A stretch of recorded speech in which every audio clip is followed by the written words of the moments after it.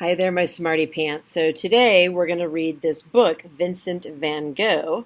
Okay, so I'm going to turn my computer around so you can see the words and the pictures while I'm reading it to you. Okay, so here we go. All right. There it is. Okay, Vincent Van Gogh by Scholastic Publishing, written by Mike Venezia. Okay. All right, important places in his life. So you can see there's a map of France right here, the green one. Okay, he lived all over the northern part of Europe. Okay, timeline of his life. We're not going to read all that, but you can see he was born in 1853 and he died in 1890. Vincent Van Gogh. Vincent Van Gogh was one of the most tragic artists who ever lived. Nothing ever seemed to go right for him, and he wasn't very happy. He never even smiled in his self-portraits. Van Gogh was born in Holland in 1853 and died in France in 1890. Unlike most artists, Van Gogh didn't decide to become a painter until he was grown up. He tried a lot of other things first. He worked in an art gallery selling paintings. He tried teaching. He worked in a bookstore, and he was a preacher like his dad. None of these things made him very happy. Then one day he decided to be an artist. Okay, so here he is as an art dealer. You call that a good painting? My 5-year-old could do better. This isn't making me happy. Here he is as a teacher. This isn't making me happy either.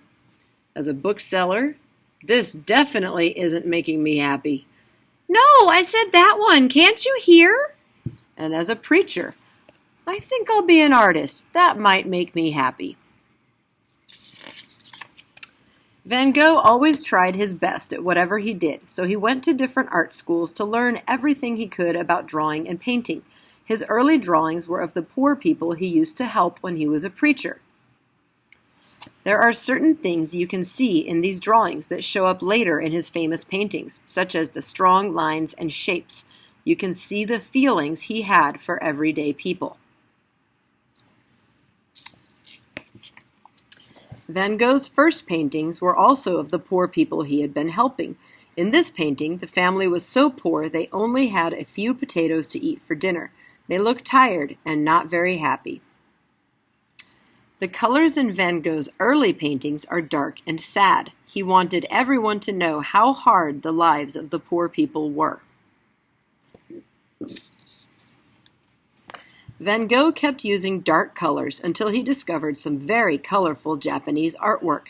He loved the bright colors and strong lines and shapes that he saw.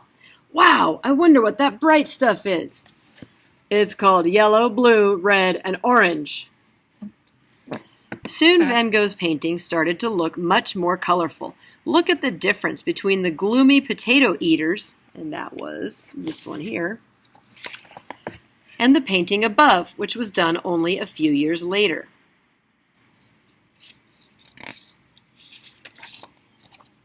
We know a lot about how Van Gogh felt and why he did certain things because he was always writing letters to his younger brother Theo. Theo always helped his brother. He encouraged him to paint and sent him money when he could. Who's it from, dear? It's a letter from Vincent. He says he's sick, nobody likes him, his room doesn't have any heat, his back is killing him, and I should send him money as soon as possible. Sounds like he's doing much better. Because Van Gogh was always sending and receiving letters, he got to know his postman pretty well. He painted pictures of him and used the postman's wife as a model in many of his paintings as well. So there's his postman. In 1886, Vincent moved to Paris, France to join Theo. Paris was the center of the art world then. Since Theo was in the business of buying and selling paintings, and Vincent wanted to be an artist, it seemed like a pretty good place to be. Theo introduced Vincent to a lot of painters while they lived in Paris. Vincent, I'd like you to meet Toulouse-Lautrec, Émile Bernard, Camille Pissarro, Georges Seurat, Paul Signac, and Paul Gauguin. Gee, Theo, I was hoping to meet somebody famous. Hardly anyone knew it then, but many of those painters would become world-famous artists someday.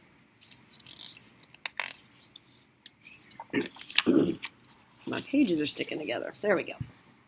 A couple of years later, Vincent Van Gogh decided to leave Paris and move to a small country town called Arles.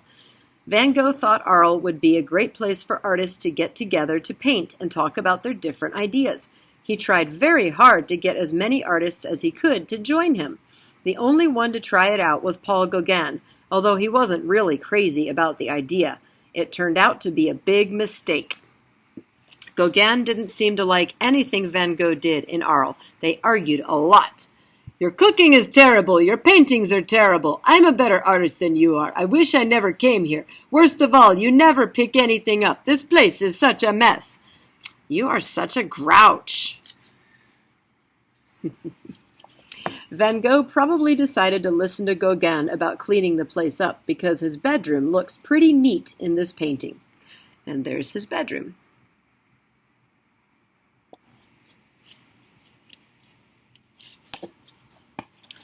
Finally, after a very bad argument, Gauguin decided to leave Van Gogh and return to Paris. Van Gogh didn't know what to do. He really wanted things to work out well with Gauguin. Van Gogh had always had problems during his life with the way he felt. Sometimes he would get so angry and upset that no one could make him feel better. This time he became so angry and upset he cut off part of his ear.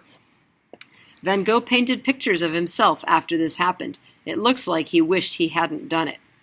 Vincent van Gogh never really got better after Gauguin left him.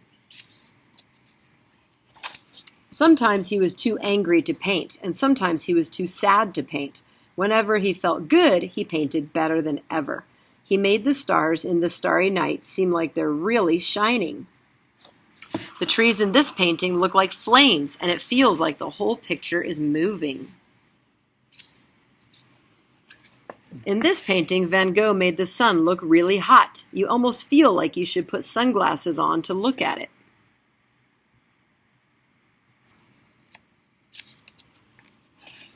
Van Gogh usually put his paint on very thick. Sometimes he painted so fast he didn't even mix his colors. He used paint right out of the tube.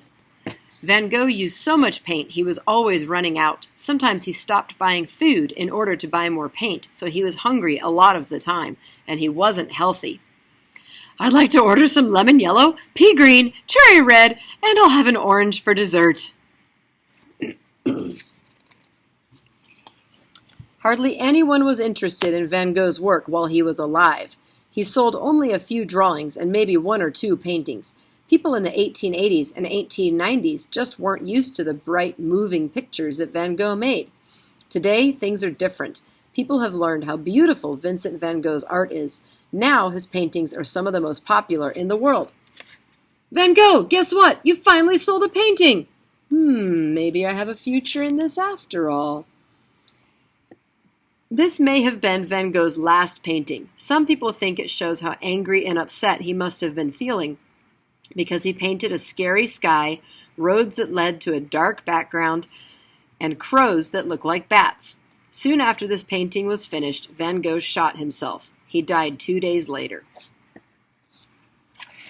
Van Gogh made his paintings seem alive with color. His colors are so bright and beautiful, you can almost smell the flowers he painted or feel the bright sun. His brushstrokes give everything a feeling of movement. Trees, stars, and people feel alive. Maybe more than any other artist, Van Gogh's feelings came out in his paintings. That's why Vincent van Gogh is one of the world's greatest artists. It's much better to see a real Vincent van Gogh painting than a picture of one. It's fun to see how thick he put his paint on, his brush strokes, and how bright his colors are. The pictures in this book came from the museums listed below. If none of them is close to you, maybe you can visit one when you are on vacation. And I'm looking at the list, and there are none in Texas, but there are some in New York, Chicago, London, Washington, D.C., the Netherlands, where he was from. Okay. All right. So I hope you enjoyed that book, and we will get to work pretty soon. Okay. Bye, guys.